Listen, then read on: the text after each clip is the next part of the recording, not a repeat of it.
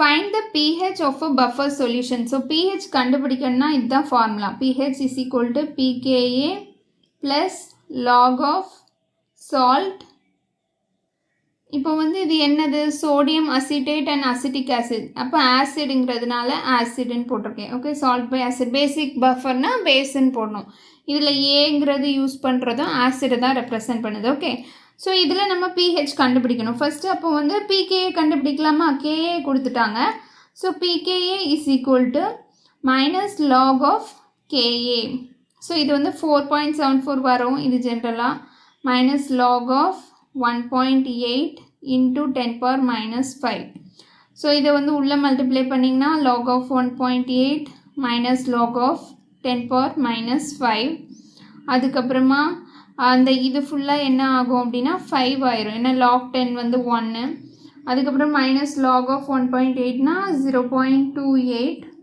So answer வந்து என்ன 4.74 வந்து நம்மளுக்கு pKa கிடைக்கும். சரியா? ஸோ நம்மளுக்கு pKa தெரிஞ்சிச்சு. இப்போது concentration of salt, concentration of acid, அது கொஸ்டின்லேயே கொடுத்துருக்காங்கல்ல.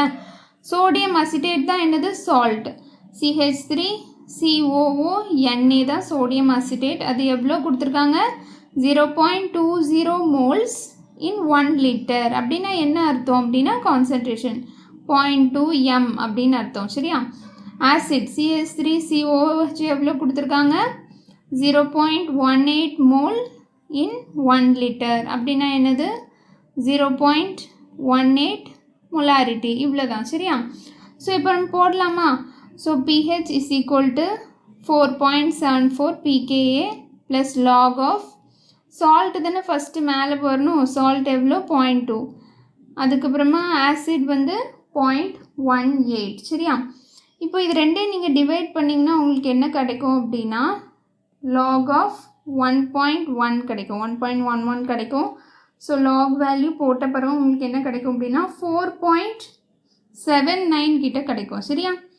இப்போ இதோட pH இந்த பஃபர் சொல்யூஷனோட pH என்னதுன்னா 4.79. ஸோ இது வந்து ஒரு அசிடிக் பஃபர், அதனால தான் less than 7ல் இருக்குது. Okay, thank you.